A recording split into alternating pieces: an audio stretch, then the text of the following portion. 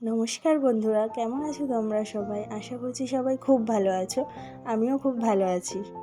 রাত পেরোলেই রথের মেলা। আগে ছোটোবেলা এই মেলা নিয়ে কিন্তু ভীষণ এক্সাইটেড থাকতাম, কিন্তু এখন বড় হতে হতে সেই এক্সাইটেডটা কোথায় যে চলে গেছে জানি না। ছোটোবেলা রথের মেলা মানেই জানতাম যে মা ছোট ছোট খেলনাবাটি কিনে দেবে, আর ওই খেলনাবাটি দিয়ে সারা বছর খেলতে হবে। আর নাগরদোলনা না চড়ে তো বাড়ি আসাই যাবে না। আর পাঁপড় ভাজা, জিলাপি, নিমকি এগুলোর কথা তো রথের মেলা মনে পড়লেই এগুলোর কথাই আগে মনে পড়ে। আর এখনকার দিনের বাচ্চাদের কিন্তু ওরকম এক্সাইটেড দেখাই যায় না, আগে ছোটোবেলা আমরা যেরকম ছিলাম। আমাদের ছোটোবেলা অবশ্যই ফোনটা ছিল না, তাই না? তাই জন্যই হয়তো আমাদের মনে এতটা আনন্দ থাকতো সব অনুষ্ঠান নিয়ে। সব রকম বড় ছোট সব উৎসব নিয়েই কিন্তু আমাদের মনে একটা আলাদাই আনন্দ থাকতো।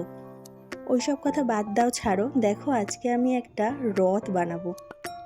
ভেবো না কিন্তু বড় সড়ো রথ, একটা ছোট্ট রথ বানাবো আমার গোপালের জন্য।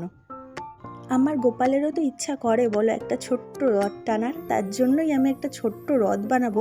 আর তোমাদের সাথে শেয়ার করবো না সেটা তো হতেই পারে না। এত দিন ধরে বানাবো বলে আজকে রথের আগের দিন ভাবলাম না, আজকে বানাতেই হবে। তাই পিচবোর্ড নিয়ে বসে পড়েছি। পিচবোর্ডগুলোকে আগে মাপ করে কেটে নিয়েছি, আর কটা কটন বাডের কাঠিও কেটে নিয়েছি ছোট ছোট করে। আমি কিন্তু 2 থাকেরই রথ বানিয়েছি। জানি না আমার এই ছোট্ট রথে চড়ে প্রভু জগন্নাথ, সুভদ্রা আর বলরাম মাসিবাড়ি যাবে কিনা। আর এই রথটা চলার জন্য চাকাও তো বানাতে হবে, তার জন্য আমি পিচবোর্ডকেই গোল গোল করে কেটে নিয়েছি। আর কটন বাডের কাঠির দুপাশেই লাগিয়ে নিয়েছি আমার সেই চাকাগুলোকে। এবার রথটাকে তো একটু সাজাতেও হবে না, তার জন্য আমি কাগজ কেটে সুন্দর করে রথটাকে সাজিয়ে নিয়েছি।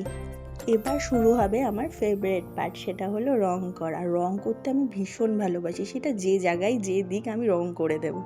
দেখো, রং করার পর আমার রথটা কেমন লাগছে। তোমাদের যদি ভালো লাগে প্লিজ লাইক, শেয়ার, সাবস্ক্রাইব করে দিও। এখনের জন্য বাই।